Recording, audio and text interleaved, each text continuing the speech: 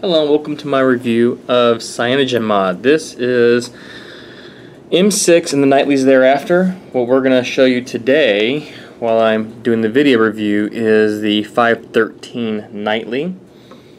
And what I want to talk about is I first went and tried the M6 Nightly, the Milestone 6, and found it to be very stable. However, one of my reasons for wanting to go ahead and try out M6, not because it's a milestone, but because I had seen online the new theme chooser that CyanogenMod was bringing in. I like to try out new features. Well, it wasn't on the M6. I believe it appeared on the May 9th Nightly. So this has been an excellent ROM. It's been very stable. I've had a few reboots. I generated log cats for those. Nothing really deterred me from using this ROM. Bluetooth and other factors we'll talk about later. But overall, it's been a very pleasant experience and a much improved experience from the last time that I reviewed CyanogenMod. And that was a while back, so you know it's nice to see that these improvements are coming. I'm just going to show you right here. This is the May 13th Nightly. I am using the stock kernel. I did not try other kernels because a lot of talk about CAF, and I'm not really sure what they used in their kernel. Plus, because of the way that you do your updates here, when I update on a regular basis, I want to try and keep consistency as much as possible, so I didn't want to play around too much with the kernels. I spent too much time on this ROM already. I said it because there are other ROMs I need to circle back to or try again as they've received a lot of improvements. And my goal is honestly to try and only stay on these ROMs for a few days, enough to get a good idea of the battery life, benchmarks, and performance and features to bring you the review. So this is one of the main reasons you'd like to use CyanogenMod. You get nightly updates if you want nightlies. You can wait for the stable releases if you want to do that. But it's so easy to update.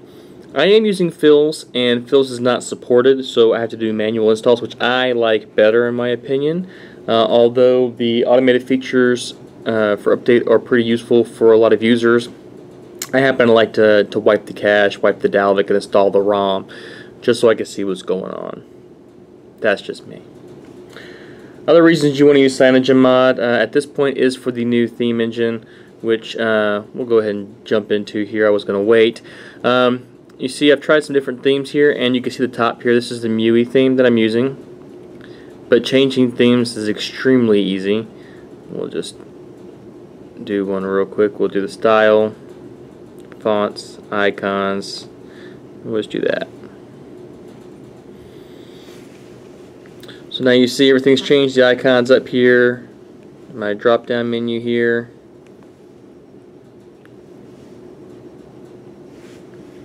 My nav bar. It's going to redraw the launcher with the icons. Okay. And just to show you what kind of difference we're looking at here, I'll go back to MUI. And it's nice because you can pick what you want from the themes. I'm just going to do style. Alright, so what are we looking at here? See the difference? And this has really grown on me. I wasn't a big fan of these icons up here on the status bar, but as I've used this more and more, I like it. Alright, let's show you the icons change there. Go back into my settings here. Other reasons to use this ROM, well, it comes with a nice simple set of features. It definitely has a few more tricks than Paranoid Android, but it's also missing a few things. I did find myself on a couple nightlies using Exposed and Gravity Box before I switched over from my art testing, and I am still on art, by the way, without any problems.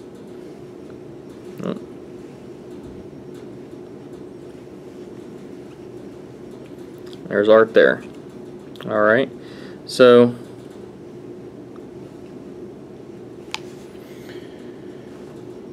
when I used Gravity Box, I tried Pi.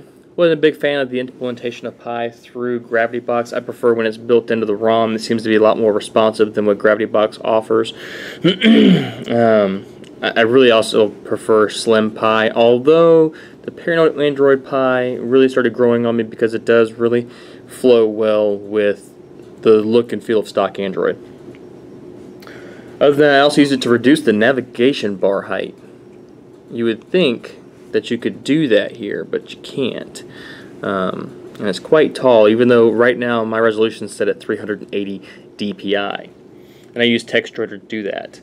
I also used it to add the percent battery around my lock screen. Around my lock ring on my lock screen. And added the ability to have custom images back here. Now, note, when I did that, I did not test it with the new theme engine. It just didn't seem wise because the new theme engine already changes the notification shade. To alter it again using Gravity Box or Expose just seemed like it would add some instabilities, possibly. Again, I didn't test, so I can't verify that. I did test everything else here.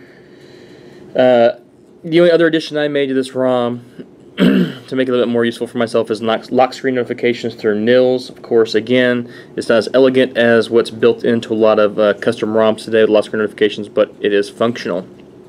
Let's dive through here. You've got your tried and true CyanogenMod launcher there, the one they use. Of course, I still go Google Now because I like having my Google Now to the left. I've gotten used to it. So we're in the lock screen. Here's your security. Alright. You got your battery status, your slider shortcuts, and just so you know, you only get 4. Okay. Custom widgets, camera widget, clock widget, maximize widgets, and lock screen wallpapers. Yes, you can change your lock screen wallpaper, and I have, so that's another thing that I like. I showed you the theme manager, and again, if you see here, you can just pick. You can just pick from these if you want to change, and it'll show you here what you're going to get. So you see here that if I do this one, which I already have, then I'll have the green CyanogenMod boot animation. Alright. And you got sound packs, fonts, icons. You can really, it really makes it nice when it makes it easy. Let's go to interface here. There's a bevy of setting changes here. You got your status bar changes. Okay, just what you'd expect. Double tap on status bar to sleep. It all works. Brightness control sliding across the status bar. Your quick settings. Again, you don't have the ability to change the wallpaper behind it natively, but it's built into the theme launcher, so I can understand why it's not there. Sound modes, smaller tiles, auto close, quick pull down, and of course your dynamic tiles. Notification drawer, here you go, a few options there. Expand desktop, which I use, and I've started using with the status bar visible so I can see if I have any notifications. I find that without Halo or something similar to that, the expand desktop, I'm always swiping down anyways to see if I have any notifications. So, I've kind of gotten used to it using CyanogenMod. I'll probably try it again the other way. We'll see. Buttons and layout. Again, here's where you'd expect you to shorten this navigation bar height, but you cannot. But you can add an extra button. But you can't get the 5 configuration that I've used before. Quick launch shortcuts, and I did not use those, but they're there. Left hand mode is there. I'm not left-handed. Everything else is pretty much the same. You do have your DSP manager here and your quiet hours here, which is very useful. Other than that, we're looking at the same settings that we've come to expect. Display, again, brightness, rotation, sleep, font size, daydream, cast screen, pulse light notification. Alright, double tap to wake. Okay, these are all, again, settings that we've come to expect. Buttons.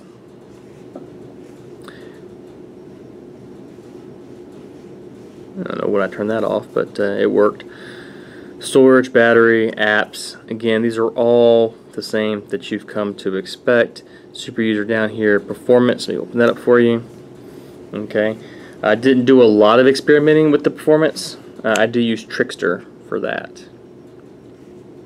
So what I want to do real quick is there's been some talk on the forum, the CyanogenMod forum on XDA, on a couple of them, that this ROM uses the stock LG KitKat kernel modded to be used for AOSP. Kind of like Parallel Android and Modi, but in my experience, and I'm going to show you this now, that's not true. So we're going to reboot to recovery.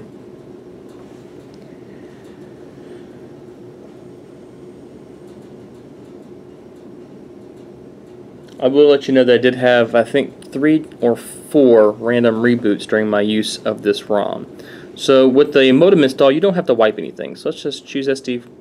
Okay, let's choose download. Let's find my KitKat baseband. Here it is. Enter, install it. You saw which ROM we're running. Let's go back, reboot, and we'll check on rotation. I did have 3 or 4 reboots, random reboots. They were very random. I did generate logcats, and they will get uploaded. The only other issue I have is with Snapchat, and it only crashes when you close it. It works fine when you're using it, but when you go to actually close it out of your recents is when it crashes. So that's something I haven't seen on any ROM before. Now, there have been some reports of slower LTE speed and Wi-Fi speed in some areas. The only thing I can confirm is that for some reason at my work area, if I'm off the Wi-Fi, the LTE is slower. But at home, it's normal speed. It's normal speed, on the road it's normal speed. Alright, so let's check the rotation.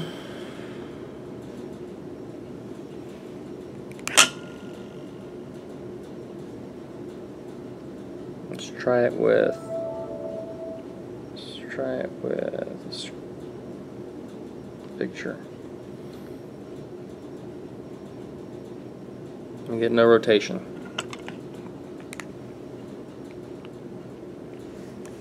Reboot, recovery, okay. And we will keep talking.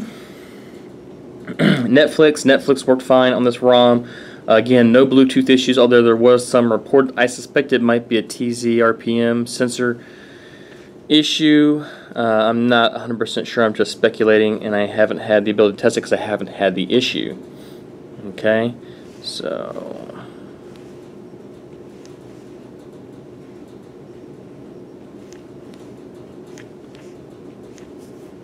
I'm going to flash this modem.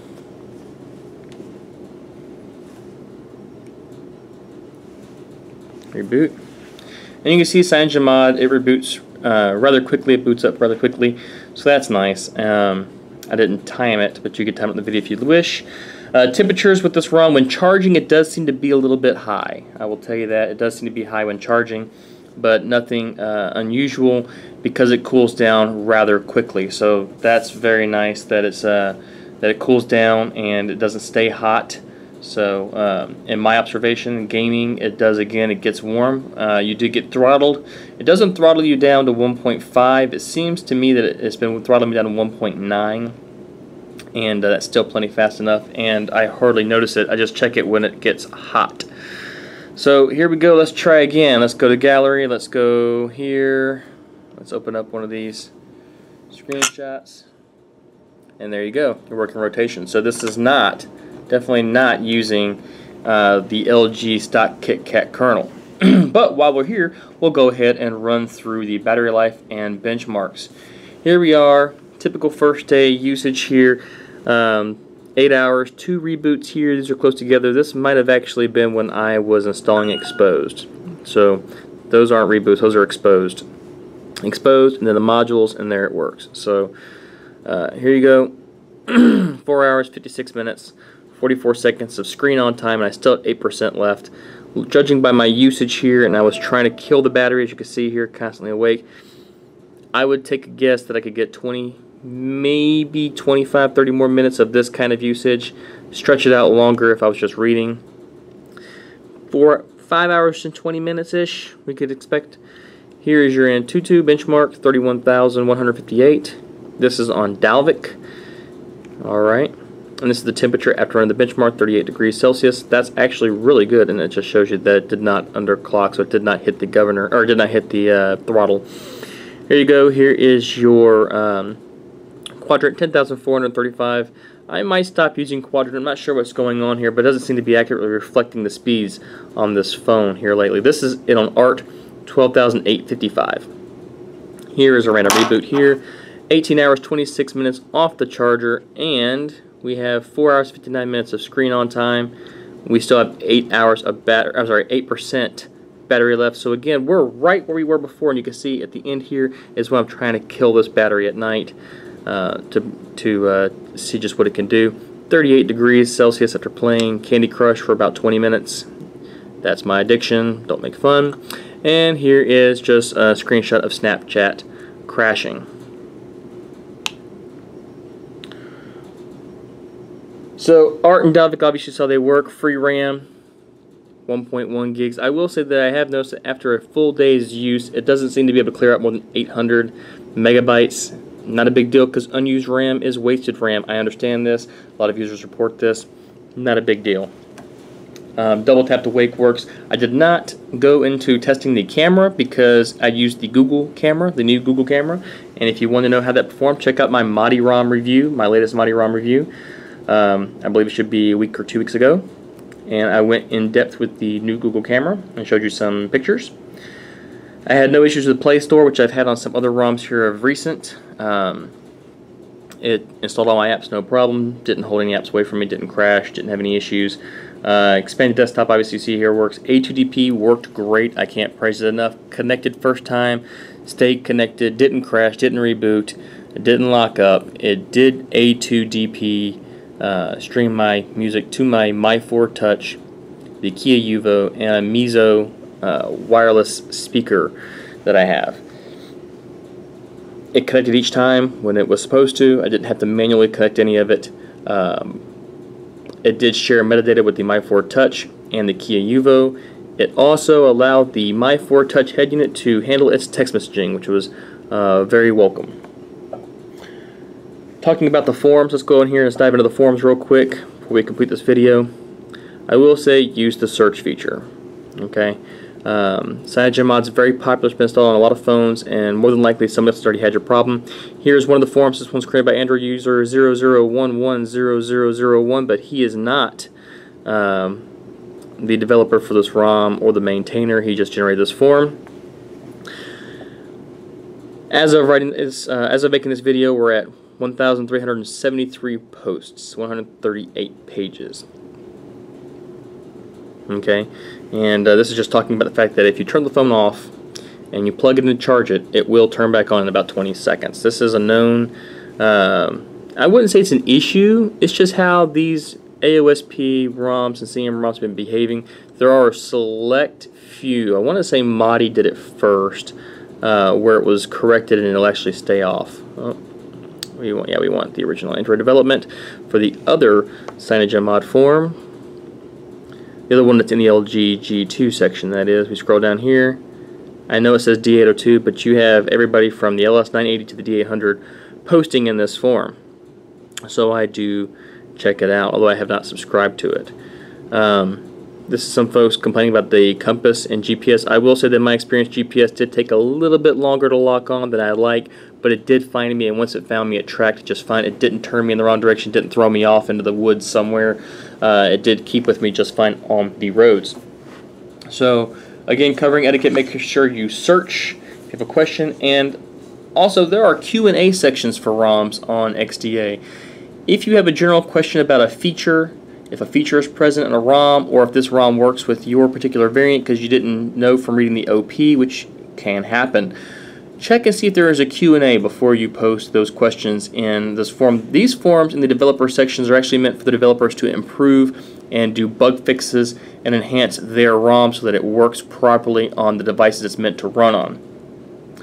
So questions like that just deter your developers from coming back to this and reading it on a regular basis and staying connected with what's going on with their ROM.